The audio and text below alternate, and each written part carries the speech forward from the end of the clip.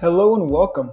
The goal of this podcast is to get listeners connected with others in the sports industry because they say it's all about who you know, and now you know us. Hello and welcome everybody to the Constant Sports Podcast, where we connect you with the movers and shakers in the sports industry. I'm your host today, Connor Shank, and we have a truly exceptional guest joining us today. He's a leading figure in the world of sports, as Brian has worked for the Cleveland Cavaliers, the Brooklyn Nets, BSC Global, NFL On Location, and now is the CEO of Concierge Live. And thanks for joining us today, Brian. Thanks for having me, Connor. I'm looking forward to it. Perfect. Yeah, thanks for coming, like I was saying, and we're looking forward to kind of dive into your background a little bit, as you have an extensive career in sports and ticket sales, etc. And so, just to kind of kick us off here and hit the ground running, maybe share some of your early experiences for the listeners and viewers out there who maybe are in their first or second job in sports, and kind of what that looked like for you. Yeah, sure. I started my career with the Cleveland Cavaliers. I was in an inside sales position, which is really like a telemarketing position. Mhm. It was an incredible organization. They really invested in young people and really training us, teaching us the process of sales, and business development.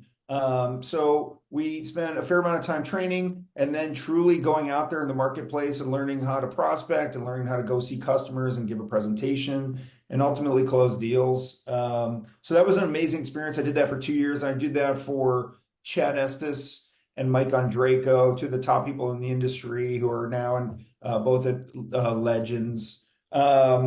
And then I was able to work with the Brooklyn Nets and Barclays Center. I worked for two additional mentors there, and Brett Yormark, who was the CEO at the time, and now he's the commissioner of the Big 12, and Fred Mangione, who was the COO of the time at the time. And my tenure there, I started as at 24 years old. I started as a sales manager there. I half knew what I was doing, but we're kind of learning on the job Yeah. there. And worked my way from a sales manager to running a department, and then ultimately part of the executive team there, where we were running the day-to-day business of the Nets. And then also the team was moving from New Jersey to Oh, yeah. Brooklyn, building the Barclays Center. So I was part of the executive team that sort of strategized and ultimately opened up Barclays Center. So those were my two early ones. I spent a little time also at a company called NFL On Location. I worked for some great people, and Jerry Cardinale and George Pine and John Collins there. And that was a property that is owned by the NFL and two private equity companies, and also had a great experience there. And now I'm in my seat at Concierge Live, trying to change the world here, man. Yeah, no, love it. Great background there, and a history on kind of where you've been and some of the things you were able to accomplish, and then and kind of your early days, we'll call it, when you're just getting into the sports industry and the ticket sales side of things. And I feel like some of those kind of entry level jobs is, kind of ticket sales. Those are some of the jobs that, a lot of kids out of college, attend because there's so many teams, so many openings. What were some of the, I guess, key lessons and development type of things that you learned while you were first getting into the sports space? Yeah, listen, you're 100% right. That oftentimes is sort of the gateway of getting into the to the sports business. I had an incredible experience. Honestly, the training that I learned in sort of the skill of new business development, but also just like what it's like to work at a professional Yeah. place after just coming out of college, I thought was an incredible experience. Some things that I would recommend to your listeners are the following. One, soak everything up. You never know if what you're doing on day one, if you're actually going to do that, or it's just part of sort of a mosaic of what you're gonna of what your career is going to be. I think the most important things though are two things. One is align yourself with leaders that you really gravitate to. Hmm. Those people that will invest in you, A, just to make you better, but B, those people are also the people usually like moving up in their career. And if you're aligned with them, oftentimes they'll take you with them, or create opportunities. So that was a major takeaway that maybe I didn't know then that I know now. And then the second thing is like really hard work. These entry level jobs, I don't think anybody's putting a man on the moon on day one. Oftentimes you're making cold calls or making copies or getting lunch for executives, but everything's a signal and everything can kind of be a competition. So are you making more cold calls than everybody else in your sort of peer cohort? Are you making copies faster than the last person that did it? Those are all signals of like, hey, I'm really invested in to moving up, Right. whatever it is. And I would highly recommend doing that. It's little things that are in your control that only take effort that can really pay a lot of dividends. Yeah, or it kind of reminds me of the old adage is how you do anything is how you do everything. So it's kind of, you're Yes. doing one thing, it's how you're gonna, do the next thing. And like you're mentioning with I guess your bosses or other people, maybe not even a boss, someone kind of your same level, they see like, oh, Brian's, he's kind of he staples all the papers. He doesn't just staple, the first few copies or whatever it is, right? It's kind of the idea that you're gonna put forward your best foot all the time, not just, when someone's looking. Yeah, Connor, and just not to spend too much time on this, but like I think people when they envision, hey, what do they want to be, particularly in the sports industry, they think of like hitting these huge home runs. And Hmm. really what it is it's a million singles. And each little inch of just how do you differentiate yourself from the other person? That's really how these people that most of us look up to, that's really how they got there. And then a couple home runs here and there, but it's all the little singles in between that really sort of get it going. And the other thing is like some things aren't in your control. This Yeah. is in your control. And so take advantage of it. Yep, no, love that. Great advice for the listeners and viewers. And now we'll jump a little bit to Concierge Live and kind of what you're doing now. And so maybe break down kind of your new role now as CEO over there and kind of what you're doing over there. Yeah, sure. So I'm in charge of running the business of Concierge Live. Ultimately, Concierge Live, we're a corporate sports and entertainment ticket management platform. That's a fancy term for ultimately we're like a CRM for a company's sports tickets. If you're a big bank, a big insurance company, a big technology company, and you have tickets and lots of different venues and with lots of different teams, that comes with some inherent challenges. How do we keep track of all these tickets? And we spent a lot of money on these Yeah. tickets. Like, how do we make sure they're getting used? How do we measure the quality of the usage of those? That's what our software does, and that's the pain point that we meet. Love it. And then what are some maybe, I guess, unique solutions or things that you and your team kind of bring to the table in the ticket management sector? Yeah. Well, listen, I mean, most companies still to this day, if they own, a suite or several season tickets of various venues, most of them are, collecting all their internal ticket requests via email, and they're trying to keep track of all these events and all their various tickets. They're trying to keep track of them on spreadsheets, and they're having to go in and out of various team apps to get the tickets out. And if anybody has any time, they're tracking who used them or whatever, but usually that kind of fizzles. Yeah. What our software does is we are an internal ticket portal Mhm. where employees can request request tickets, and their manager can approve it. That ticket then goes into a queue that automatically gets delivered, and that data is tracked in the aggregate so that the C-level people at a company can say, "Hey, we spent $1 million on tickets or $50,000 on tickets. Where did it go? Who used them? Did they even get used? And if they did get used, like, did that actualize new business for us or get us a renewal?" All these things that it's really exciting to buy these tickets, and everybody has good intentions of like, we're going to take clients and it's going to win us business. But like, how do you know? Who's Yeah. tracking it? It's very time consuming. And although it's a simple concept, it doesn't get executed all that often. Our software really makes it easy to do that. Yep. Great to hear. And it's I was curious about kind of, you know, maybe don't divulge company secrets, obviously, but maybe like primary clients. Is it, as you mentioned, insurance companies, bigger companies, and things like that? Is it I guess smaller, minor level kind of stadiums as well, or is it just kind of the top dogs? Connor, it's a great question. Listen, like our core clients are team sponsors, brands that do a lot of hospitality, Mm. teams themselves. And they can be any category. Frankly, honestly, there's more use cases now than when I originally took this job, which is good news. And so the biggest categories are, brands in the financial sector, brands in the insurance sector, brands in the technology or automotive sector. Those are probably the biggest ones. But the addressable market for this business is way bigger than I thought. And there are just 1,000 or tens of thousands of little companies that, like, they have four tickets to their local minor league team, and they have a suite at their local football team or whatever, and they still have the same pain point. It is a scalable pain point. Right. Well, and that's kind of when I first came across the company, the brand. I just started thinking, the big stadiums. But then I started thinking, wait a second, I know like a bunch of minor league stadiums. I know a bunch of kind of local municipal stadiums, and they all kind of have sounds like similar pain points as you've been alluding to. So that's, I guess, good to see on your guys' end, obviously. Yeah, honestly, Connor, I had the same epiphany that you did over there. Yeah, that's good to see. And then as the ticket management industry, I guess, evolves in the next few years, kind of where do you see Concierge Live playing in that evolution, or I mean, will it evolve? How do you see it evolve, etc.?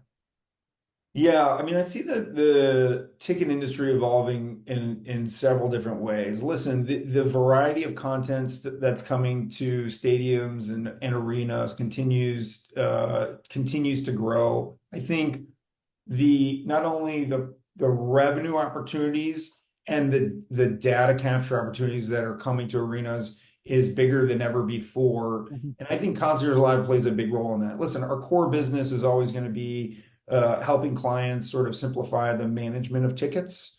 But as people want to get richer data of like, okay, I really want to be extremely precise in my ticket investments. Mhm. Truly, hey, a suite at this at venue X costs this, a suite at venue Y costs this, and I really want, instead of just putting my finger in the air, I really want an analytical approach to where I should make that investment. I think that's where Concierge Live can dovetail the best, and we can continue to also help teams of like, hey, our main customers are brands and sponsors. In various ways we can help teams say, hey, this is what's most popular, this is the type of content, or this is the type of premium product that corporate customers are really gravitating to. This is where you should put your investment in. Mhm. Well, and touching on that a little bit as far as I guess the analytical side and the data behind people entering the venues. Not sure if you have much information on this, but I mean, we're pretty much away from, physical tickets. A lot of companies doing the scans. Obviously, that's probably a trend that's going to continue, if not just take over the industry here coming up. But as far as I had a class in grad school, and we talked about each person, right? If they buy a beer, if they buy a hot dog, how drilled down analytically do you think we're getting into, Mike Jones sat at 23F, and on average he buys one hot dog and a churro. I mean, you think they're getting, into the weeds kind of? Yeah, I that incredibly so. And I think the digitization of all of these products, the ticket, the POS system for when you buy your churro, which Right. is an incredible example, by the way, Connor. The where you park. And I just think that technology is growing more and more where venues can track your digital footprint from A to Z in your entertainment experience, and they're going to look at how do we make that experience the best it possibly can be, and B, how do we optimize the revenue potential out Right. of each seat? You know what I mean? And some venues and some teams, it's our product is so strong, and how do we, with obviously everyone wants to have a good faith and wants to make things accessible for their fans, but how do we make as much money on this product because people really want it? Others can be, lower demand teams of just like, how do we just get people to come Yep. at no matter what price? Because when they come, they're going to park and they're going to buy a beer and they're going to buy a churro. Hmm. Don't And, forget the and churro. you know what? And there's profit opportunities there, but we need more people just to come, even if it's for $1 just to come, because all the other elements can be profitable. Right. What it is interesting as the NFL season's about to kick off here is, the Falcons kind of took a different approach where a lot of their food stuff is, very, very cheap, very affordable. And you have Yeah. different places where it's, $18 for a beer opposed to, I'm ballparking, but, Falcons, it's like 5 or 6 or whatever. And I think that will be interesting to see kind of on this note is if teams and leagues, obviously, they're in the business to make money, but will it kind of be a quantity over quality approach where the price points, going forward?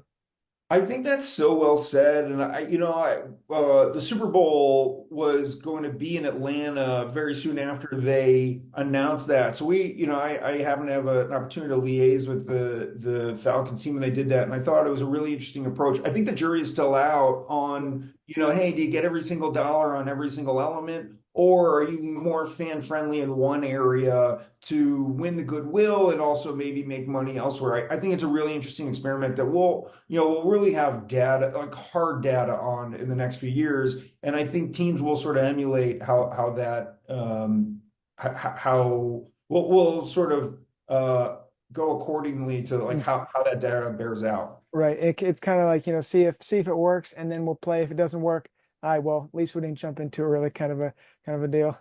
And listen, I really commend the team at Arthur Blank Sports. It takes a lot of guts Yeah. to try a program that to promote it so publicly, and I do think it's going to be a success. And I know that group; they are a very very smart group. But to sort of go outside the norm, to do Mhm. something that to not sort of just copy everybody else, but really go on a limb on a particular product, I really commend them. And whether it is a success or not, those kind of cultures that take chances are the ones that win in the end. Yeah, no, for sure. Well said. And as we're kind of touching on, venues and whatnot, I was curious if, obviously a lot of the venues are trying to be multifaceted with concerts and different other events and carnivals and games, obviously. But from the ticket side of thing, is I don't know how to phrase this properly, but is one event more of a headache than another as far as ticket management, whether it's an NFL game or a festival or something like that?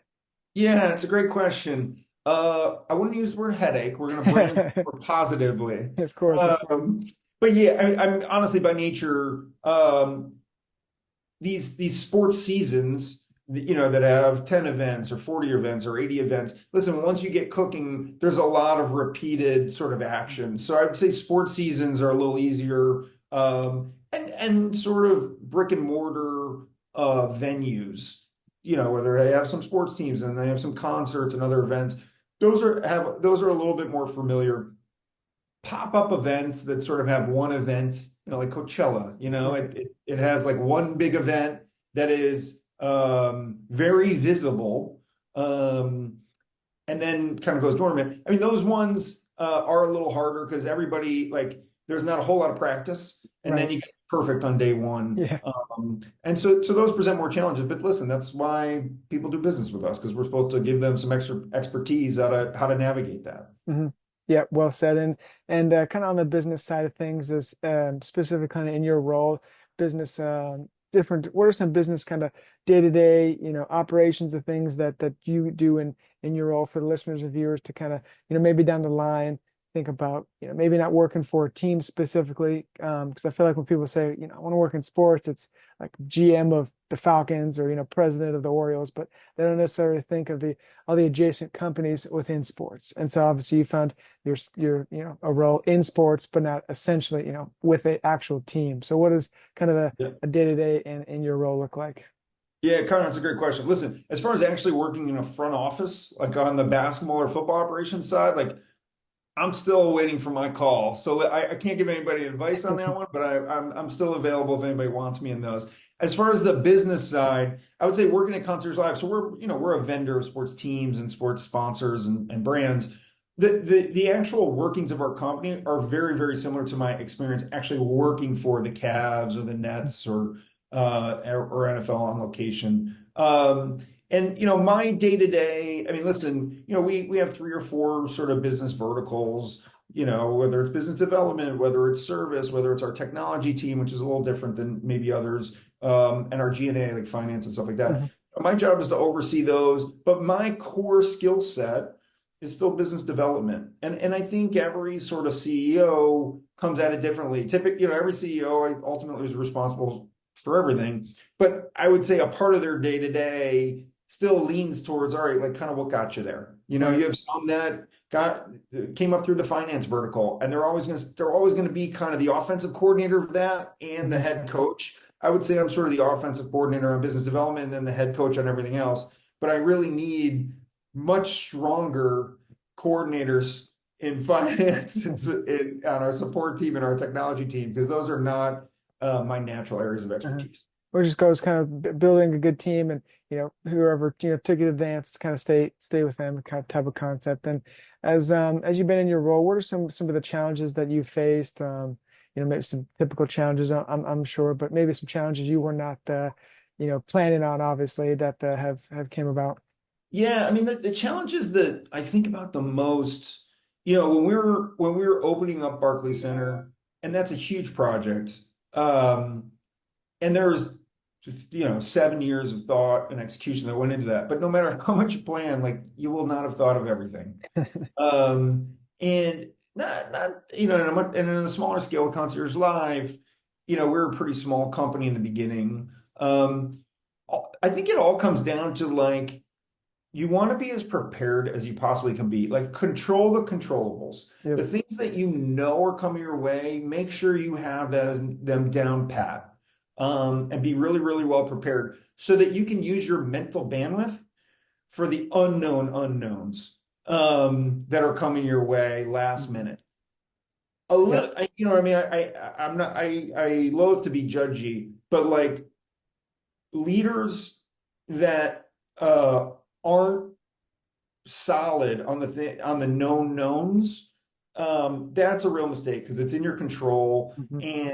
and those should go really well. And if you don't have the known knowns covered, your ability and your bandwidth to address the unknowns are impossible. And I'll give credit to the senior leadership at Barclays Center. I mean, the first concert we had at Jay-Z was amazing. It was one of the best memories of my career, but it was also one of the most stressful nights of my life. Sure. And you're, at one point you're making sure the most important customers that you sold years ago are having a good time. Another is like we ran out of ice, and I'm trying to figure out. I don't even know where the ice maker is. I certainly did not go to college to do this, but like it's just got to get done because Yep, it's you all gotta hands on happen. deck.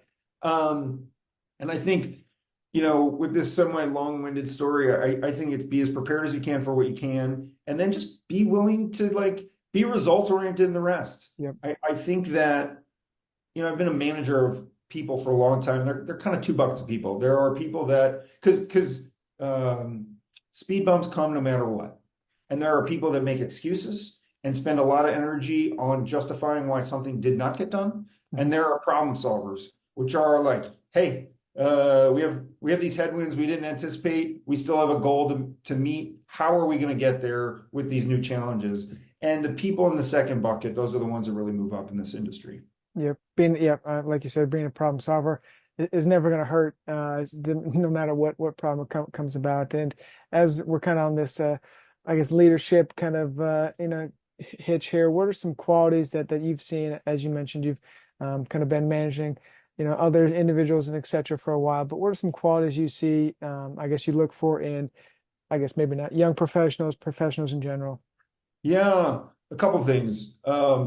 Most importantly, a penchant for hard work. Nothing replaces effort. I think a willingness to be self-reflective and to be vulnerable, particularly early on. Actually, not even particularly early on. Anytime, no one's perfect. Everybody can get better. I think if you're closed-minded and defensive about that, you never will get better.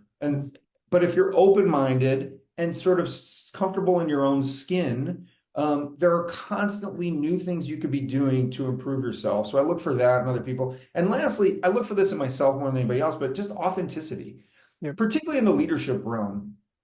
Honestly, when you're first starting out, you can be whoever you want to be. You're just trying to get going. People gravitate to leaders who are authentic. And that could be a lot of things. You could be serious, you could be strong, you could be funny, you could be empathetic. Doesn't matter. It just matters that it's really you. Yeah. If you're faking one of these attributes, people can smell it and people are going to do their own thing. They're not going to follow in line because they don't think you're being Being real. real. Yeah. Even if they don't love it all the time, if you're being your authentic self, people will come on board because they respect it.